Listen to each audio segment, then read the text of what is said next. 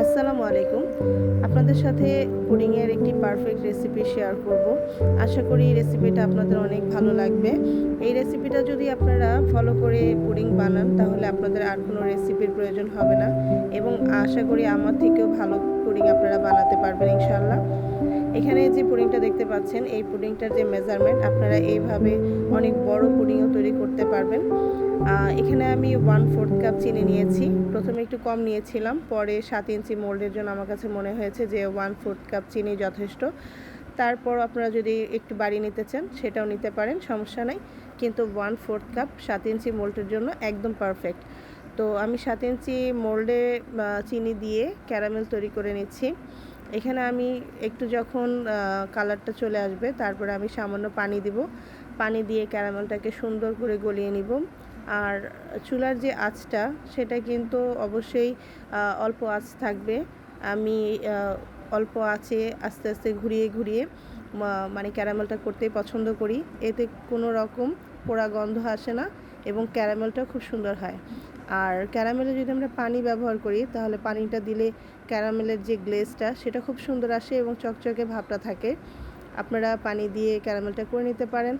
আর যদি আপনারা সেটা না করেন তাহলে শুধু চিনি দিয়ে আপনারা ক্যারামেল করে নিতে পারেন, কোনো সমস্যা নেই। আমি এখানে যখন কালারটা হয়ে গেছে তারপরে আমি মোলটা ঘুরিয়ে নিচ্ছি। অনেক সময় দেখা যায় সাইডে চিনির দানা লেগে থাকে, ক্যারামেলটা এভাবে ঘুরিয়ে নিলে সেগুলোও গলে যায় এবং ক্যারামেল হয়ে যায়। ক্যারামেলটা পারফেক্ট লুক হয়ে গেলে তারপর আমি একটু ঘুরিয়ে সাইডে লাগিয়ে নিব। সেটা যখন আমরা মোল্ড আউট করি তখন সাইডের ক্যারামেলটা গড়িয়ে পড়ে এবং দেখতে খুব ভালো লাগে। এর জন্য আমি এটা করে নিই। আপনারা ভালো লাগলে করবেন, আর না হলে জাস্ট ক্যারামেলটা করে রেখে দিবেন। তারপরে এখানে আমি 1/4 কাপ চিনি নিয়েছি। 1/4 কাপ 2 বার নিয়েছি, তাহলে হাফ কাপ চিনি হয়েছে। আর 500 গ্রাম লিকুইড দুধ নিয়েছি, জাস্ট জাল দিয়ে বলক করে নিয়েছি। এখানে কিন্তু আমি ঘন করিনি, আপনারা জাস্ট বলক দিয়ে দুধটা ঠান্ডা করে নেবেন। একটু হালকা গরম থাকলেই হবে। এখানে 2 টেবিল চামচ আমি গুঁড়া দুধ দিয়েছি। গুঁড়া দুধটা যদি হালকা গরম দুধে দেন তাহলে খুব তাড়াতাড়ি মিশে যায়।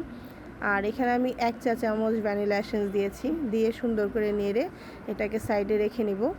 তারপরে আমি এই মেজারমেন্টে 5টা ডিম নিয়েছি। সবসময় আমার কাছে অনেকবার অনেক রেসিপিতে আমি পুডিং করেছি, কিন্তু আমার কাছে মনে হয়েছে 500 গ্রাম লিকুইড দুধের সাথে 5টা ডিমই একদম পারফেক্ট মেজারমেন্ট হয় এবং পুডিংয়ের যে টেক্সচার এবং থিকনেসটা অনেক ভালো আসে।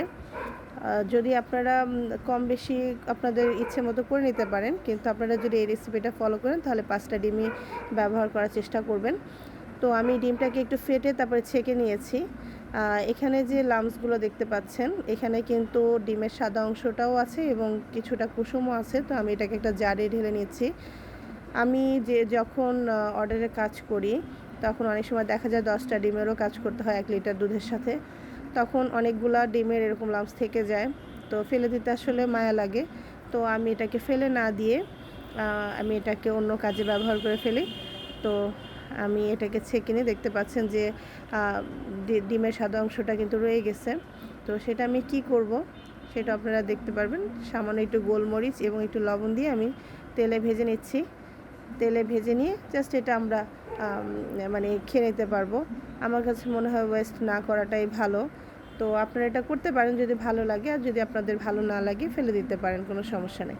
কিন্তু আমি অনেক ডিম হলে, তখন 10টা ডিম হলে অন্তত একটা ডিমের মানে সাদা অংশ বের হয়ে যায়, তখন আমি ফেলে দিই না।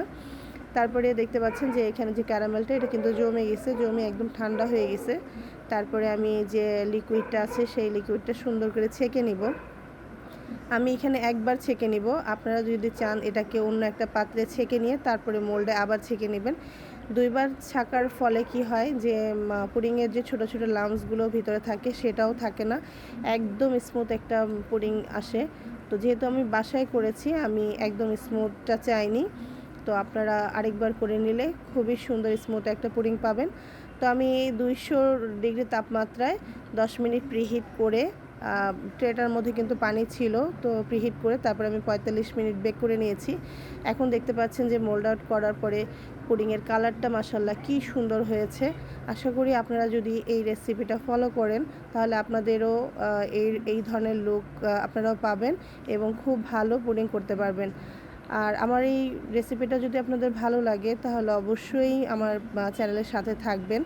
আর কি কি রেসিপি আপনারা নতুন নতুন দেখতে চান আমাকে জানাবেন কমেন্ট বক্সে। আমি ইনশাল্লাহ চেষ্টা করব আপনাদের নতুন নতুন রেসিপি উপহার দেওয়ার। তো আমার এই রেসিপিটা ভালো লাগলে অবশ্যই শেয়ার করবেন আর লাইক কমেন্ট করবেন, আমার পাশে থাকবেন। আল্লাহ হাফেজ, আসসালামু আলাইকুম।